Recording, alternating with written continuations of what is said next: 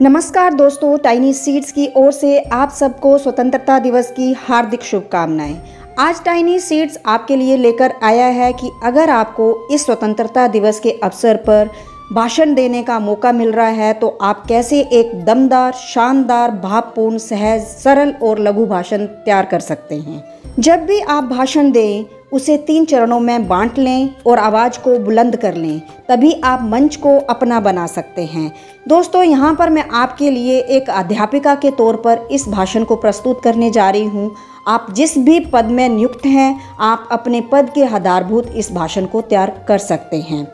तो वीडियो अगर पसंद आए लाइक ज़रूर कीजिएगा, शेयर कीजिए और अगर चैनल में नए जुड़े हैं तो हमारे चैनल को सब्सक्राइब करना ना भूलें। पहला चरण, आप भाषण की शुरुआत हमेशा किसी नारे या सुविचार से आरंभ करें ताकि उपस्थित श्रोतागण आपके भाषण को सुनने में अपनी उत्सुकता, व्याकुलता और आतुरता को बनाए रखें। तो कुछ इस तरह से अपनी भाषण की शुरुआत करें। ये बात हवाओं को बताए रखना, रोशनी होगी चिरागों को जलाए रखना, लहू देकर जिसकी हिफाजत हमने की, लहू देकर जिसकी हिफाजत हमने की, ऐसे तिरंगे को सदा दिल में बसाए रखना, दिल में बसाए रखना। दूसरे चरण में आपने शुरुआत कुछ इस तरीके से करनी है। परम सम्माननीय अतिथिगण, प्रधानाचार्य जी, शिक्षकगण, सहकर्मचारी, अभिभावकगण और मेरे प्यारे बच्चों, मैं संध्या ठाकुर, यहाँ आप अपना नाम दे सकते हैं। केजी परिवार, जो भी आपकी संस्था का नाम है उसको परिवार से संबोधित करते हुए आप बोलोगे।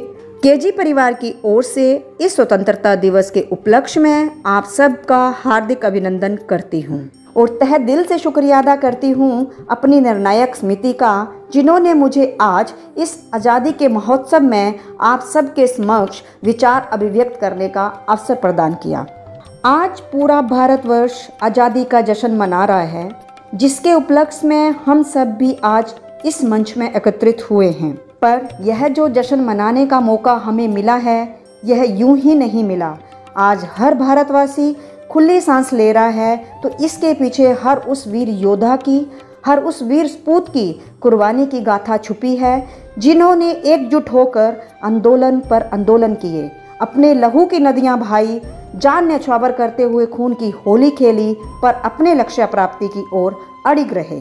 और अंग्रेजों द्वारा लगभग 200 वर्षों तक हर भारतीय की छाती पर किए जाने वाले तांडव की जंजीरों को विध्वंस करते हुए 15 अगस्त 1947 को सोने की चिड़िया जाने वाले देश को आज़ाद मुक्त बनाया। इनके बलिदान, त्याग, देश के प्रति मर मिटने के जज्बे को किसी ने शब्दों में खूब लिखा है, जिनमें से कुछ पंक्तियां मैं आपके आगे प्रस्तुत करने जा रही हूँ। क्या समझोगे तुम इस युग में कि प्राण गंवाने का डर क्या था? क्या समझोगे तुम इस दौर में कि अंग्रेज़ों का प्रताड़न का स्तर क्या था? क्या देखा है तुमने वो रातों रात पूरे गांव का जल जाना? क्या देखा है तुमने वो मासूम बच्चों का भूख से मर जाना? कहने को तो धरती अपनी थी, कहने को तो धरती अपनी थी, पर भोजन का ना एक निवाला था। धूप तो उगता था हर दिन, धूप तो उगता था हर दिन, पर हर घर में अंधियारा था, हर घर में अंधियारा था। बैसाखी का पर्व मनाने घर घर से दीपक निकले थे, बैसाखी का पर्व मनाने घर घर से दीपक निकले थे, लौट ना पाए अपने घर को जो देश बचाने निकले थे, जो देश बचाने निकले थे।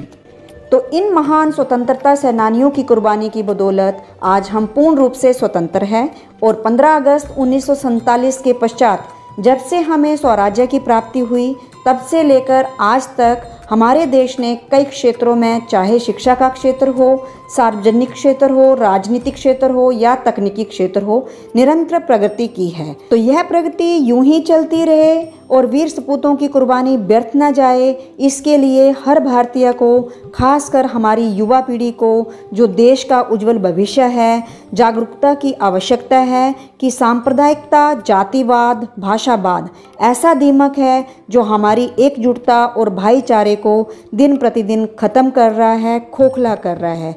यहीं से प्रत्येक भारतीय को वीर योद्धाओं की कुर्बानी को दिल में बसाते हुए एक संकल्प उठाना है कि देश हमारा सोने की चिड़िया था, सोने की चिड़िया है और सोने की चिड़िया ही बनाए रखना है।